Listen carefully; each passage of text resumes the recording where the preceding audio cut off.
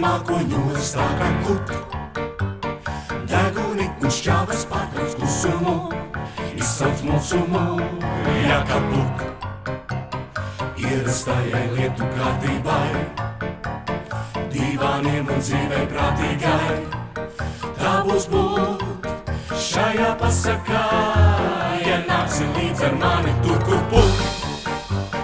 Putekļi un puteklītes puk, putekļi mākoņos tā kā puk. Deguni un šķāvas pārtrauc klusumu, izsauc mūsumu, jākapuk. Ierastajai lietu kārtībai, divāniem un dzīvei prātīgai. Tā būs būt šajā pasakā, ja nāksi līdz ar mani tur, kur puk. Tur, kur puk, tur, kur puk, tur, kur puk.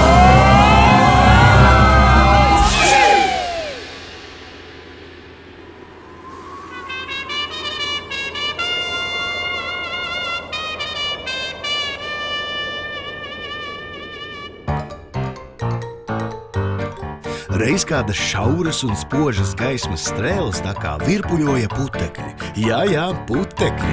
Un ja vien tu uz mirkli apstāsies un ļausi vaļu fantāzijai, tad starp gaisā zaigojošajiem krikumiņiem pamanīsi drosmīgo putekļmeiteni Patakoļako, allaž uzticīgo skrūviņu un dikti prātīgo melno bildi, kas tieši šobrīd dodas piedzīvojumā, lai noskaidrotu lielo dzīves patiesību un savas būšanas īsto jēgu.